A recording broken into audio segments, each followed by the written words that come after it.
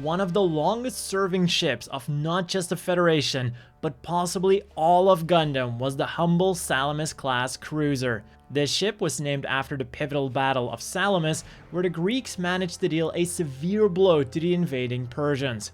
And just as the Battle of Salamis was important to the Greeks, the Salamis cruiser would prove to be equally important to the Federation. First deployed in October of UC 0070, the Salamis-class cruisers were designed as the backbone of the Federation fleet and were fielded alongside the stronger Magellan-class battleships. Initially, both the Salamis and the Magellan were armed with conventional gun turrets, but before the outbreak of the One-Year War, all of these had been upgraded to mega-particle cannons. I don't believe this has ever been mentioned, but I do feel that replacing and then shortly thereafter overhauling the entire Federation fleet might have played a role in why the Federation was initially hesitant to again fork over a large amount of money for the development of mobile suits rather than simply relying on their ships that they had just spent all of their money on. But regardless of this, as soon as the war broke out, the weakness of the Salamis when faced with mobile suits became obvious. Its conventional anti-air guns hardly scratched the Zeon Zaku's, and while their megaparticle cannons could easily take them out on paper, landing a direct hit proved to be exceedingly difficult. Another on-paper advantage of the megaparticle cannons was that they were nicely distributed along the hull of the Salamis, giving them coverage of most of the ship. However, in practice, this meant that a barrage of a Salamis class was weaker than that of a Zeon Musai class, which was also classified as a light cruiser. While the forward placement of all three twin megaparticle cannons gave it a much larger blind spot, in reality, this hardly mattered. So, combined with a weak hull, the Salamis suffered horrible losses at the outbreak of the war. But still, they fought on. And in order to get them to the battle in space, the Salamises produced at Jaburo could also be equipped with additional booster pods to allow them to escape Earth's gravity on their own.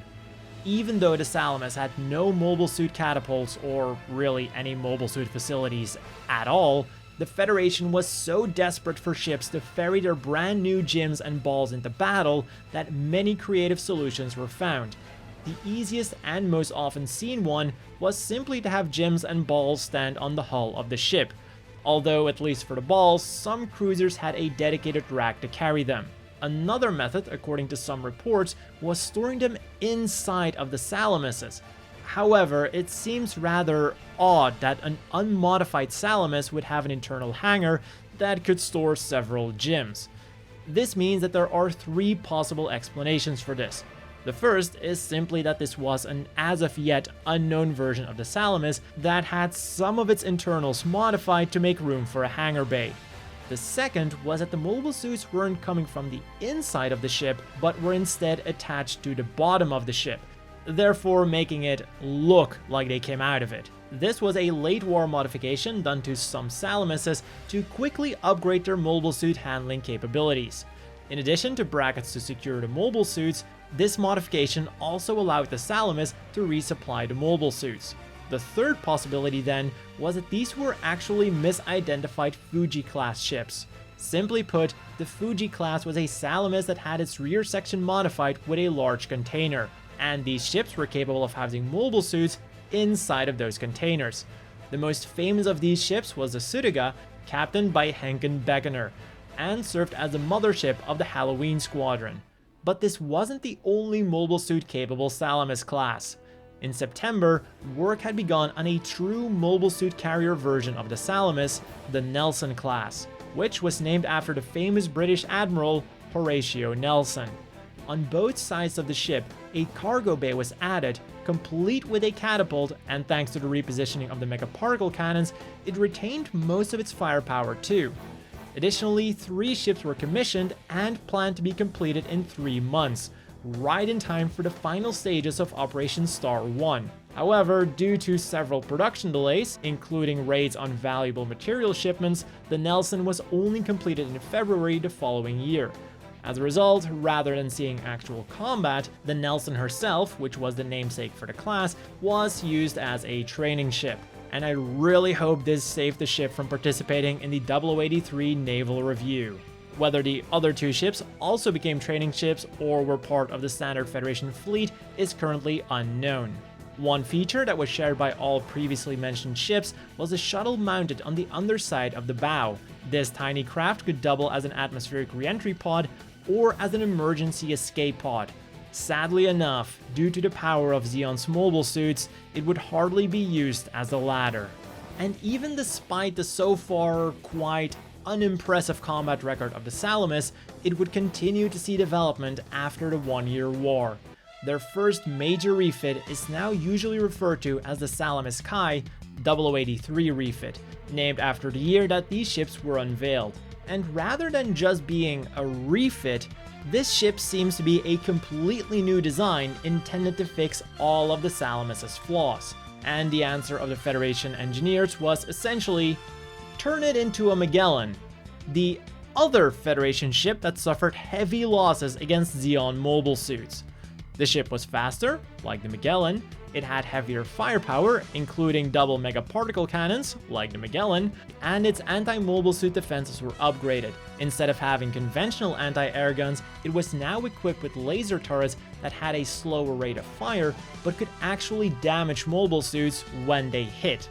The biggest problem was that all of these upgrades required energy, and the smaller Salamis-kai actually had less power than the original Salamis. But that seemed only like a small trade-off, as these things went into full production in order to make for a nice showpiece during the 0083 Naval Review. Unfortunately, this was about all that they were good for. In addition to many ships being nuked into oblivion, the surviving ships fared little better than the original Salamis. In fact, their performance was so abysmal that the class was scrapped altogether and its name was carried over to the next refit, the Salamis-kai class. This ship was the culmination of the regular Salamis, the 0083 refit, and even the Pegasus-class assault carrier Albion. Rather than designing another new hull, they just took the regular Salamis this time. Probably because they could then just upgrade their 1-year war stock as a cheap alternative to producing brand new ships. We then see the ideas of the 0083 refit returning. More engines to increase its speed, and upgraded firepower. The original Salamis had 2 sub-bridges with the idea that if the main bridge was destroyed, the ship could still be commanded from one of the other bridges.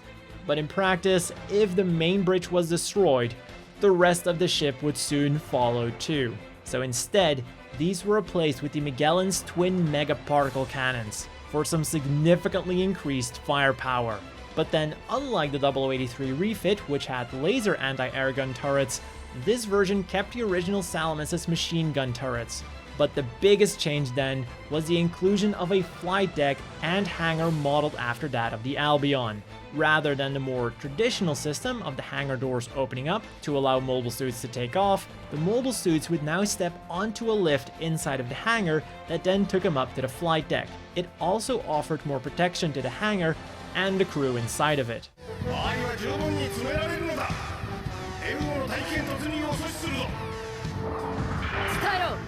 後続のジェリドたちには慣れないマラサイで遅れるなとな。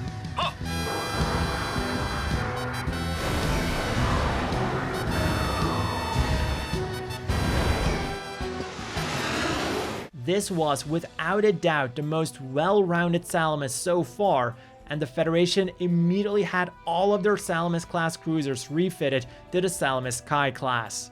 And again, the Salamis became the backbone of the Federation fleet.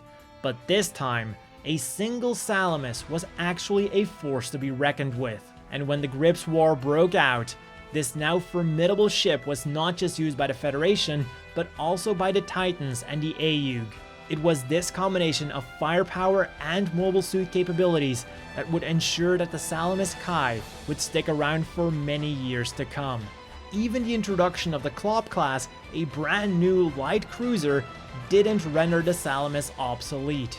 While Londo Bell was quick to adopt the clop-class, many Federation captains preferred to stick to their tried-and-true Salamis-kai class ships with heavier firepower. The story of this old warhorse was far from over. The final known combat appearance of the Salamis-kai was in UC 153. 69 years after its original introduction, and over 80 years since the introduction of the regular Salamis-class cruiser.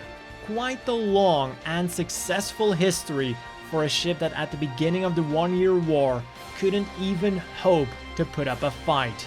As with many things in life, as long as you don't give up, you'll get there eventually. And then a final ship that has to be mentioned in a Salamis video is the original Salamis class.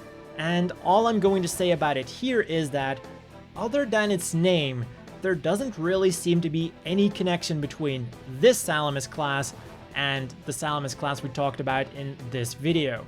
So that is all for this episode of Development History.